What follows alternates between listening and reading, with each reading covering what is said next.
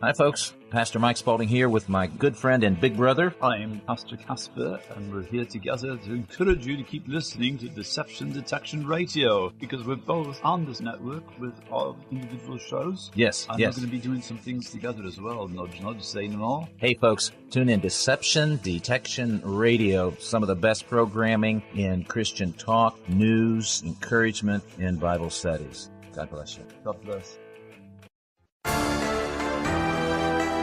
Many view history as something static, but it's actually something dynamic. That's the reason for archaeology, after all. There is always something new to learn. Charlotte Harris Rees has been traveling through the Rocky Mountains to discover signs of the ancient Chinese. She was not disappointed. Welcome to Wait Till You Hear This. I'm Steve Eastman. Dr. Hendon Harris discovered ancient Chinese maps when he was a missionary in the Far East. One thing led to another until his daughter, Charlotte Harris Rees, undertook a series of 3 journeys to prove her father's theories about ancient Chinese in America correct. Charlotte, it's nice visiting with you again today. Thank you. Good to be back.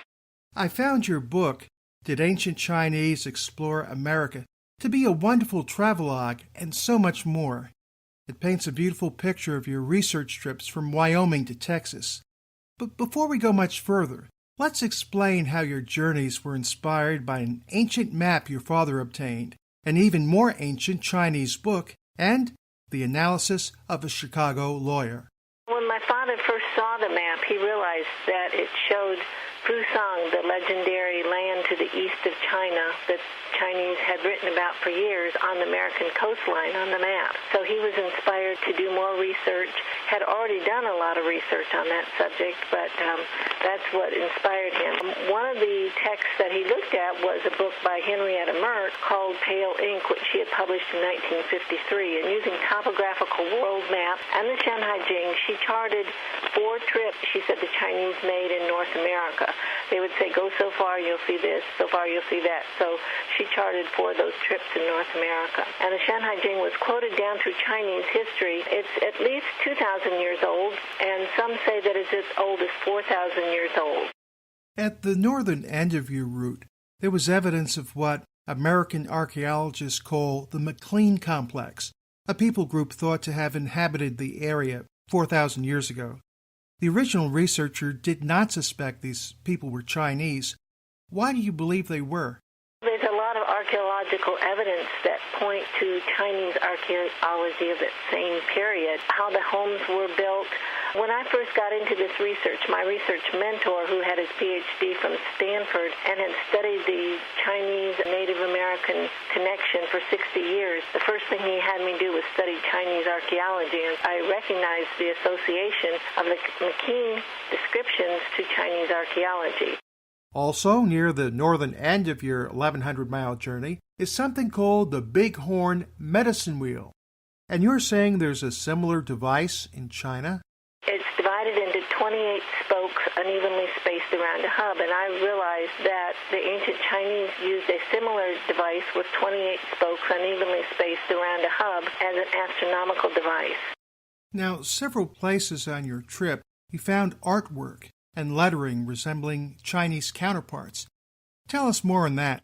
I wasn't the one that found them, but in my research I found that others had found the artwork. Just downriver from Bighorn Medicine Wheel is art on boulders, which artists have said looks just like the art from the earliest Chinese dynasties that is now in Ningxia, China. And then further on down in Albuquerque, New Mexico, another researcher in 2012 found a series of Chinese writing, and he found it along a route that goes through that area. His route actually went east-west, mine went north-south, and this is near where the 2 routes intersect.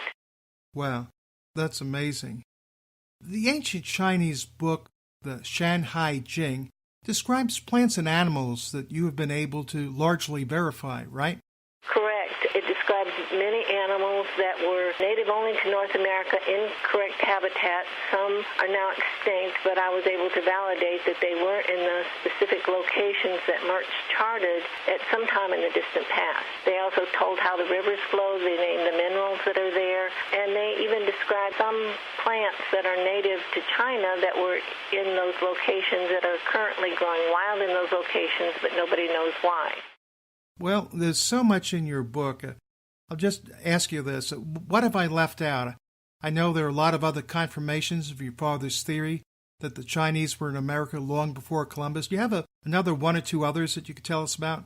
One of the things that they did find in the Chinese writing was the name of ancient Chinese kings and a series of words that said something about ancestor worship. And near that area is where there are plants that are native to China, growing wild high in the mountains. No Chinese have ever lived there in recent history, and yet 69 of those plants were used in traditional Chinese medicine. And at least one of those plants, which is green foxtail, is native to China, is the ancestor to Chinese millet, and by archaeological records it was there since at least 1800 BC.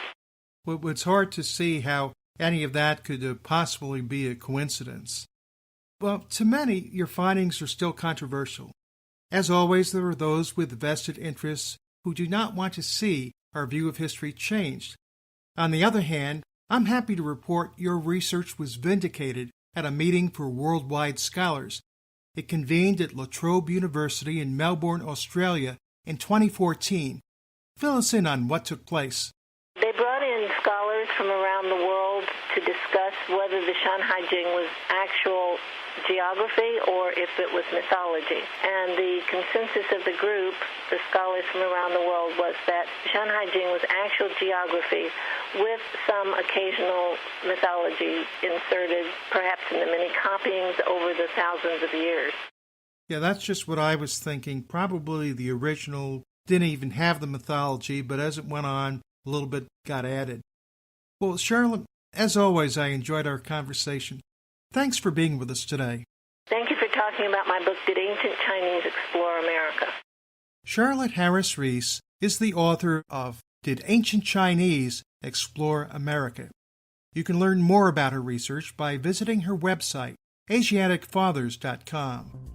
This is Steve Eastman for Wait Till You Hear This. Discover more stories like this one on our website, waittillYouHearThis.com.